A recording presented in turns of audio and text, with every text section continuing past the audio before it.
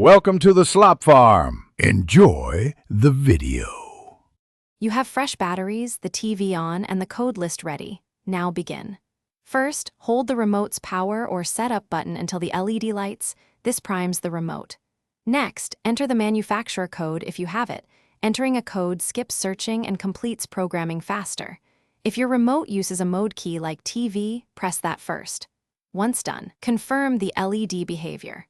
Solid or flashing patterns tell you the remote accepted the command or needs. Now choose manual code entry or the auto search method depending on what you found. For manual entry, type the 3 to 5 digit code, then press power. If the TV responds, save or exit setup. For auto search, start the search mode, then press power or channel up repeatedly while the remote cycles codes. Stop when the TV reacts. Make sure to finalize by pressing the setup key or the confirm button so the remote stores the code. If nothing works, repeat with alternate codes. Finish by testing every critical function: volume, input, mute, and channel.